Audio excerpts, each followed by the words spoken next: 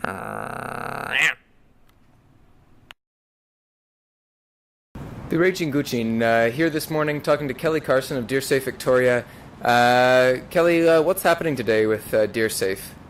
Well, today I'm meeting with Mayor Barbara Desjardins of Esquimalt. She's the chair of the Planning, Transportation and Protective Services Committee, and I'm giving her another 1,100 signatures towards a total of more than 3,000 now that they've received of resident signatures no to a cull in the CRD.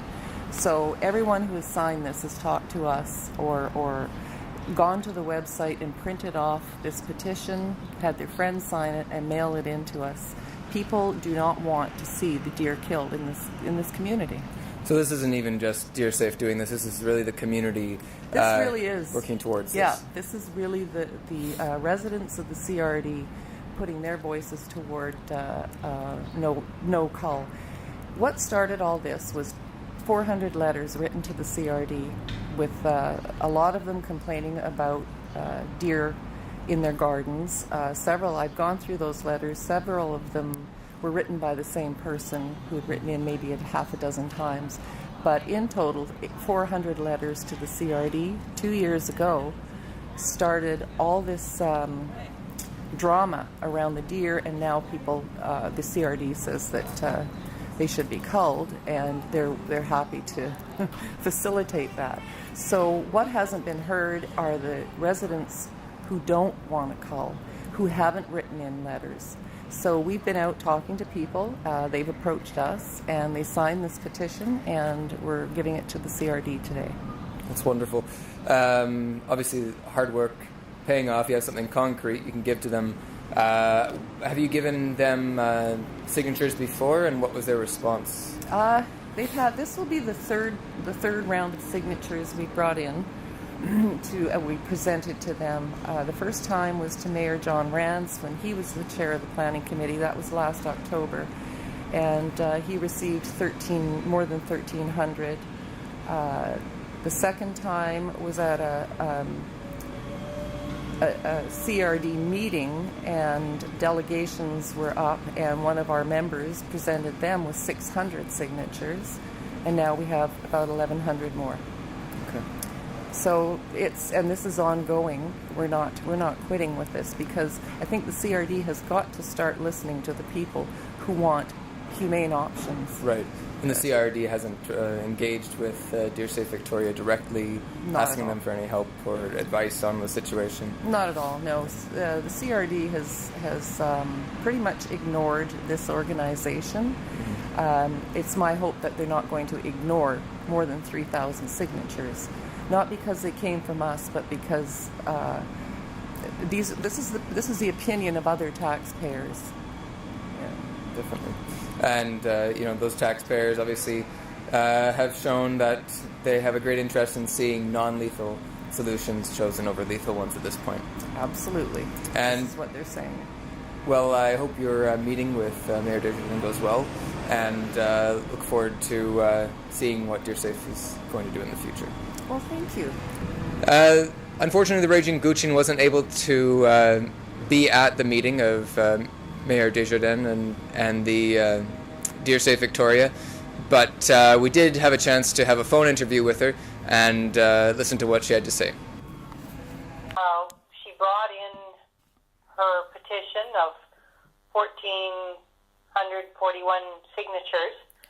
What do these signatures mean to the CRD in that in the sense of recognizing that a lot of people aren't interested in seeing a cull happen? Yeah, well, I think it's important that we recognize that these signatures are coming in, which is what I committed to her, is that I will ensure that the knowledge of the number of signatures, and that it's in addition to what was before, is brought to the attention of the committee. We spoke of, options and alternatives, and I suggested to her that there are two communities, View Royal and Oak Bay, that are very interested in moving ahead, and that she should meet with those mayors. But the other thing was, we both agreed that this process is not going to happen overnight. She mentioned that there was a pilot project potentially going on with the SPEVAC method. Mm-hmm. And so I said that would be very important information if it does occur, and what were the results of it. Because, if there are alternatives to cull as a control, I know that has been a sentiment around the committee to understand it further. And what my understanding is that is not an alternative at this point, which is why communities are saying, we need to go to a cull. So she's going to keep me posted on that. So as we go forward, albeit it won't occur quickly, but those signatures certainly will be brought forward in terms of the committee understanding the number of people and what they have signed on to.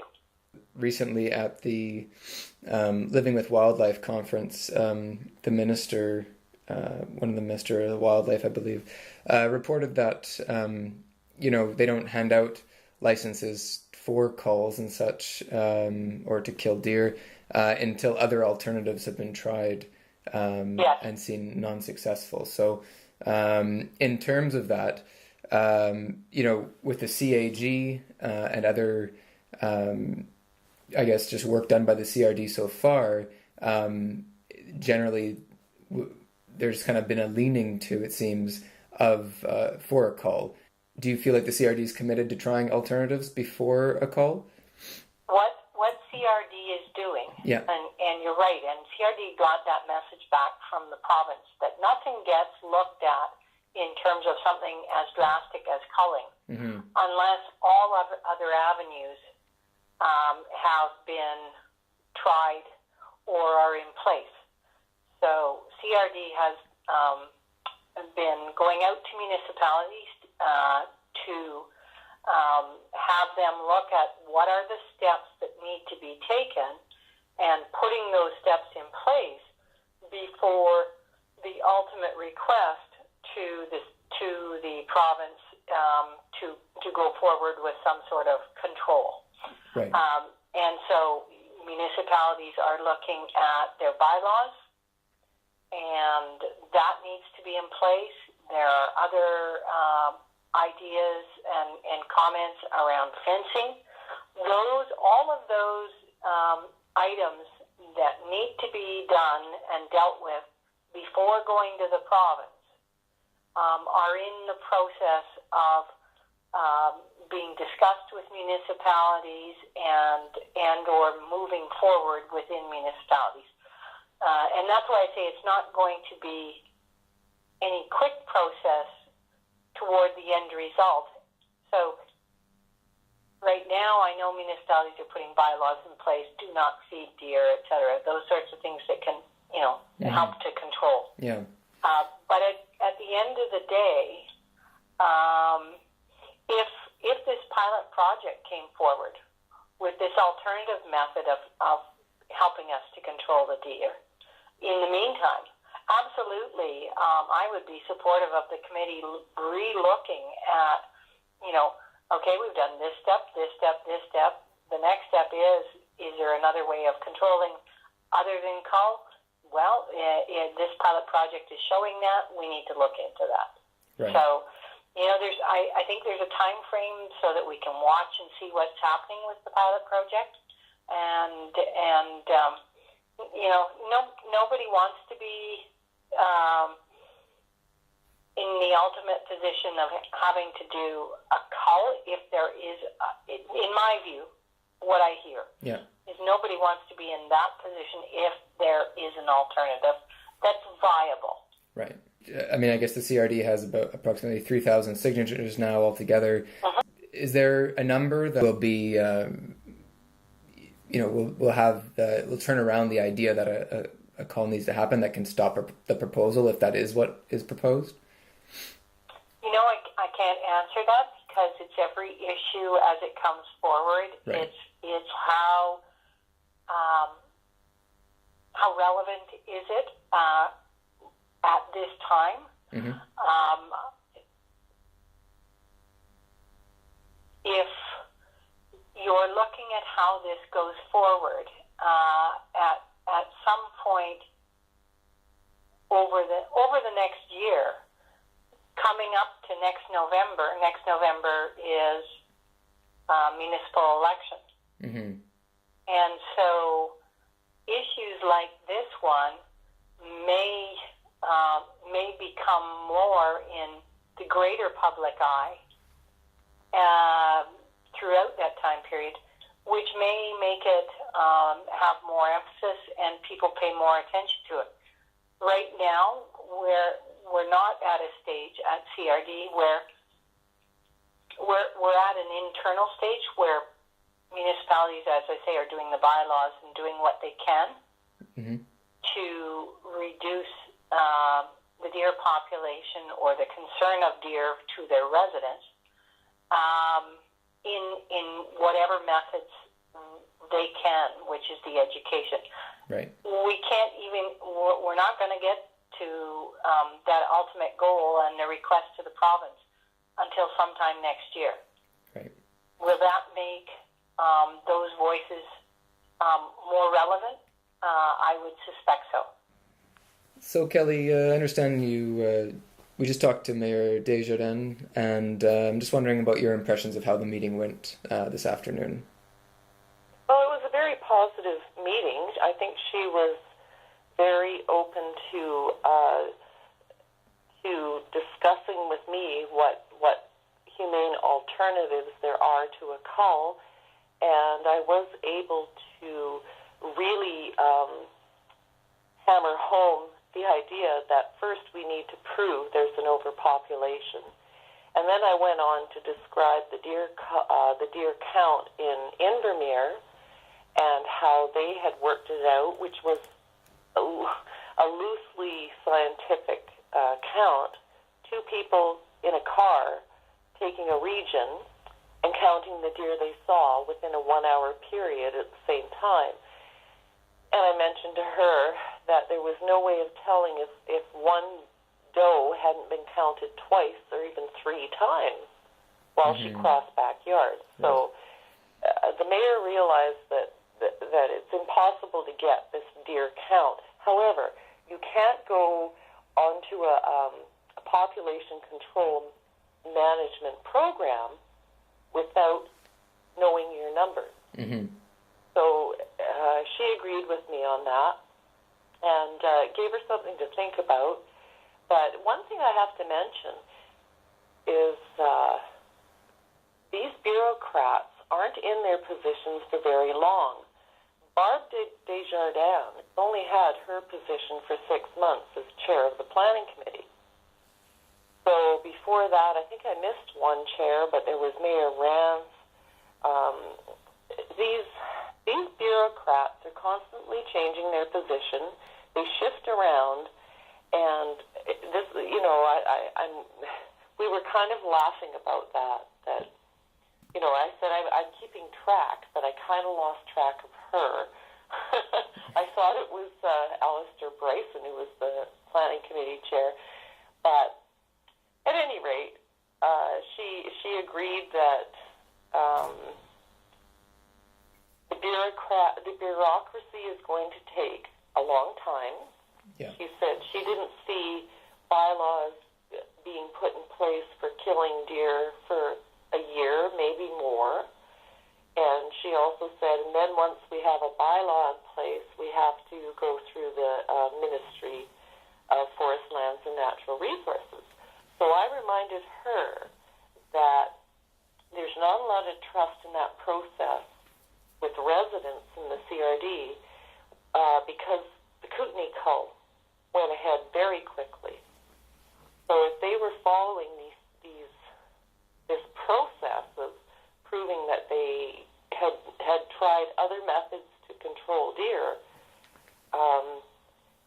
their culls went ahead with the ministry did hand out the permits very quickly.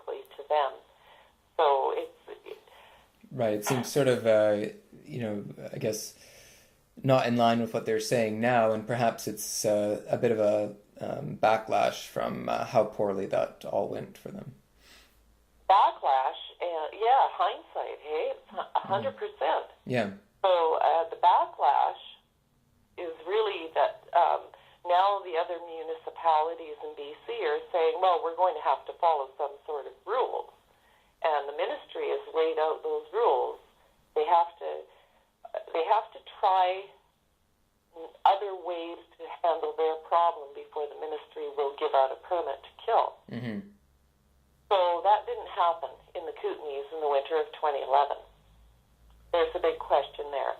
So I think what really impressed Mayor Desjardins is when I said to her, there's not a lot of trust in the residents of the CRD that the process will move slowly because it happens so quickly in the Kootenays.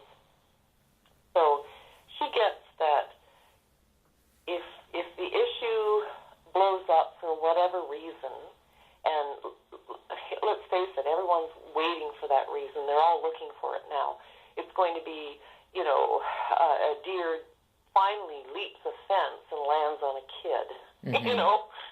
Everybody's waiting for that. Yeah, for an excuse. That circumstance that hasn't happened yet, but they're all talking about. They're all waiting for that circumstance to happen. Yeah, so they can say, "We told you so." Exactly. And then you go ahead. Yeah. And then watch how fast process and it disappears. Right. Once there's an emotional reaction to something, movement's going to happen. Forget the stoplights. Forget the curbs that trip people. It's going to be the deer. So we can't trust them. No, of course. Whether it's drunk driving or speeding and things like that, right? It's the deer are hardly a major issue. The solution was road signage. Mm-hmm. I said if people are very concerned about hitting deer with their cars, but I said deer travel on a route for generations, and we know where they cross, where they move. That's just the way they move. They follow their paths. So really, we need to identify where they cross regularly and put signage up. Yeah. And she really liked that. And that's just, that's just common sense. But what the bureaucrats aren't thinking about is the thought behind it. Where did the deer travel? Definitely. That would be a lot easier to find out than how many there are. Yeah. Right? So, no, it was a very,